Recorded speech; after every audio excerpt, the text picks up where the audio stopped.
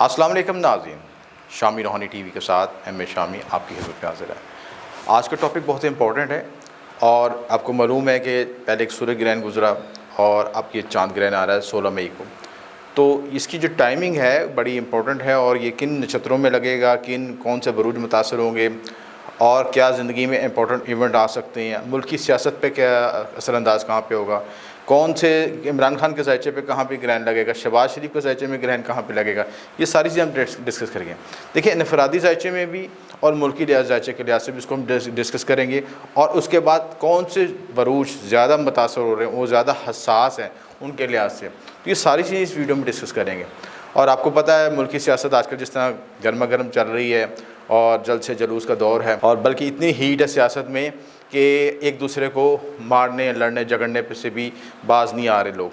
तो बड़ी शिद्दत है दोनों सपोर्टर्स के दरमियान, दोनों जितनी भी जमातें हैं, जितनी भी सियासी जमातें, उनमें टॉलरेंस लेवल ख़त्म हो चुका है और मैक्सिमम पॉलिटिकल इंजीनियरिंग चल रही है।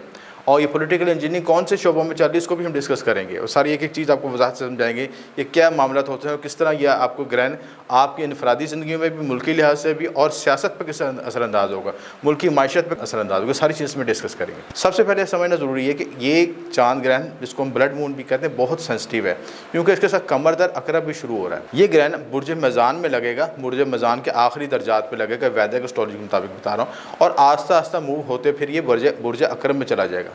तो बुर्ज अकरब में जब जाएगा तो कमर अकरब भी लगेगा, ऊपर से ग्रहण भी होगा और उसके साथ जो है ये केतु के साथ भी कंजक्ट करेगा। तो ये चीज़ें बड़ी सेंसिटिव हैं और इस लिहाज से बड़ा हालात व वाक़ियत में बड़ी तब्दीली लेकेगा।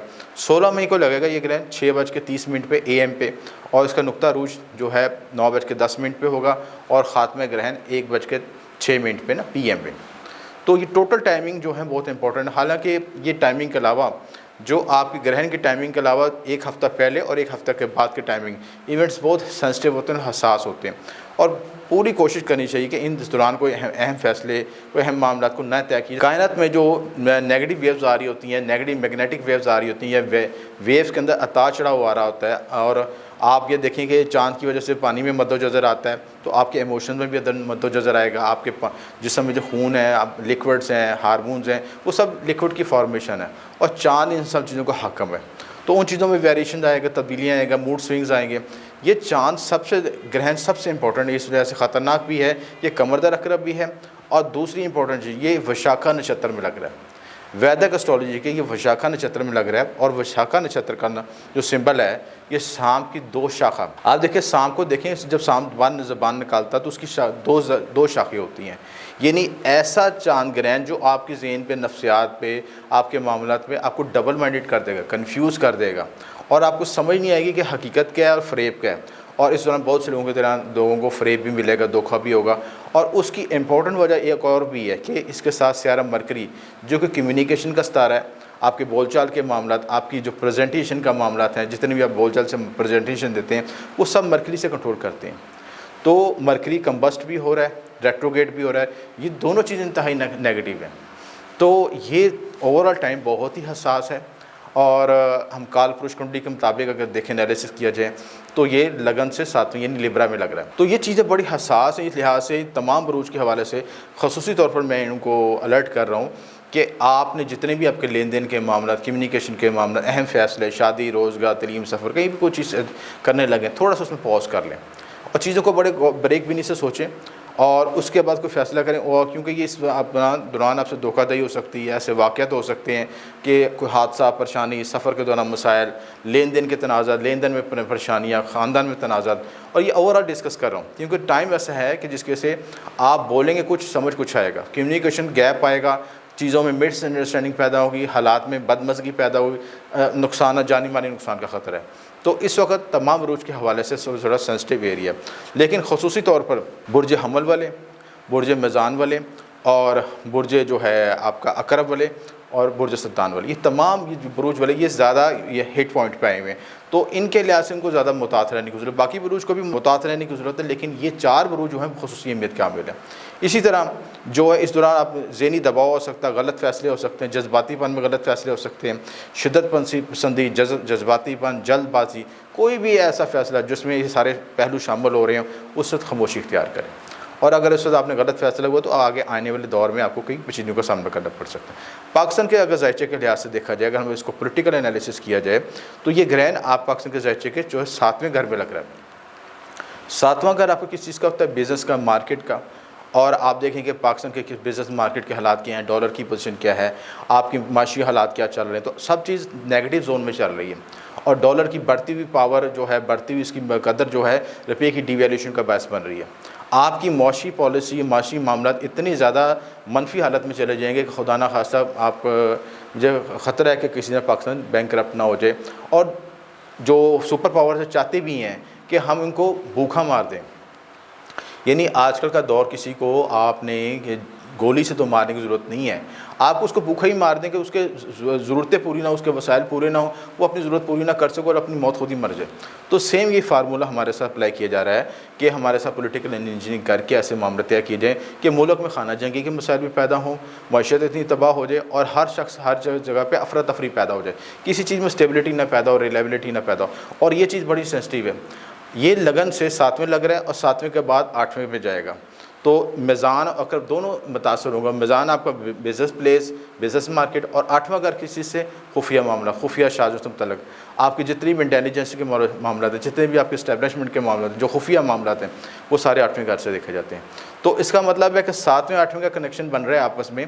जब कमर वहाँ से शिफ्ट होकर वहाँ पर जाएगा, ऊपर से मरकरी भी वीक है, तो ये सारी पोजीशन जो है ऐसा महसूस हो रहा है कि मुल्की सियासत पे भी पॉलिटिकल इंजीनियरिंग खुफिया अंदाज से सरअंदाज होगी और उसमें खुफिया एजेंसी भी अपना भरपूर किरदार अदा करेंगी और एक दबाव की कैफियत रहेगी। और इस टग ऑफ वॉर में, इस रास्ता कशी के मामले में कसूर किसका होगा? अवाम का, क्योंकि वो अवाम है और वो पिसेंगी बुरे तरीके से। तो हमारे पूरी कोशिश है, दुआ भी है कि अल्लाह ताला हम सबको बामी खिलाफत से बचा के मुल्क पाकिस्तान को एक सही सिरात मुस्तकीम पे चला सके। अब इमरान खान के जायचे के लिहाज से हम देखा जाए तो इनके लगन में लग रहा है, उनको लिबरल लगन है वैदिक एस्ट्रोलॉजी के मुताबिक। तो लगन में जो ग्रहण लगता है इंतहाई मेंटली स्ट्रेस लेके आता है, हेल्थ इशूज़ लेके आता है, खुफिया साजिश का शिकार हो सकता है, किसी हादसा परेशानी का शिकार हो सकता है। और मैं तो ये देख रहा हूँ कि इस ग्रहण की वजह से इनकी हेल्थ के साथ इनकी जो है मेंटल स्ट्रेस भी आएगा, फिर शदीद तरीन आएगा, जैसे मुफ्त जल्द से जुलूस करने सारे मामले तय कर रहे हैं। और इसके साथ स्ट्रेस सबसे ज़्यादा ये होगा कि इनकी जान को भी खतरा है। तो इससे ये सारी चीज़ें बड़े हाईलाइट हो रही हैं, पिन पॉइंट हाईलाइट हो रही हैं।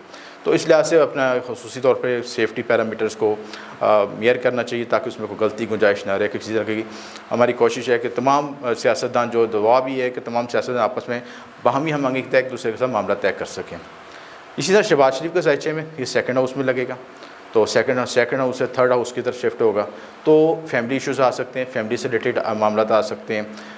जो उनका ख़ानदानी पस मंज़र है, सियासी पस मंज़र है, उसमें कुछ पेचीदगियाँ या आप ये समझ लें कि लैक ऑफ ट्रस्ट के मामला आ सकते हैं, कुछ मिसकम्युनिकेशन गैप आ सकते हैं, बहन भाइयों के दरमियान इख्तिलाफ़ात हो सकते हैं, भाइयों के दरमियान इख्तिलाफ़ात आ सकते हैं, कुछ ऐसी चीज़ें हो सकती हैं जो कि ओवरऑल जो है सिनेरियो को डिस्टर्ब कर सकती हैं। तो ये चीज़ें बड़े सेंसिटिव हैं ओवरऑल के लिहाज से, क्योंकि दो मेजर चीज़ों को हमने डिस्कस किया, शहबाज शरीफ के जायचे के लिहाज से और ये इमरान खान के जायचे के, तो दोनों के लिहाज से ये पॉजिटिव चीज़ नहीं है। और ये इसका स्ट्रेस जो है मुल्की सियासत में, मुल्की हालात, मुल्की माशरत पर बड़ा इफेक्ट आएगा। इसी तरह पाकिस्तान के जायचे के लिहाज से भी 7वां 8वां घर मुतासर हो रहा है। तो ओवरऑल सिनेरियो जो है चांद ग्रहण का बड़ा नेगेटिव है, इनफरादी जायचों के लिहाज से भी और मुल्की सियासत और इज्तिमाई ज़िंदगी के हवाले से भी। लिहाजा हम सबको इस्तिग़फ़ार करना चाहिए और कमर का विर्द पढ़ सकते हैं, या अल्लाह या रहमान, यही विर्द पढ़ना आपके लिए बेहतर है। 110 मरतबा पढ़ सकते हैं, 1100 मरतबा पढ़ सकते हैं अव्वल आखिर दुरूशी के साथ। इस वक्त जो सदका दिया जा सकता है, सफ़ेद रंग की चीज़ों का सदका, सफ़ेद दूध का, चावल का, अनाज का सदका दें। ऐसे ज़रूरतमंद जो जिनको ये ना पता हो कि हमने दूसरे टाइम का खाना खाना है कि नहीं खाना, क्योंकि हमारे अक्सर आबादी जो 40% आबादी है वो गुरबत की सतह से नीचे गुजर रही है।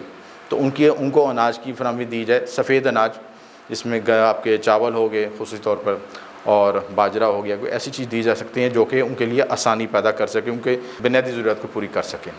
इसी तरह जो उसके लिए नमाज़ खसूफ़ पढ़ सकते हैं, 2 नफल नमाज़ पढ़ सकते हैं, या उसमें आयतुल कुर्सी शामिल करके आप उसको आप नमाज खसूफ़ अदा कर सकते हैं। और मुल्क पाकिस्तान के लिए हिफाजत के लिए दुआ मांग सकते हैं, अपने लिए भी दुआ मांगें, हमारे लिए भी दुआ मांगें, और आप सबके लिए दुआ हुआ है कि अल्लाह ताला हम सबको मुल्क पाकिस्तान के लिहाज से खैर वाफ़ियत अता फ़रमाए और हर तरह की आफ़ात बलियात से बचा सके।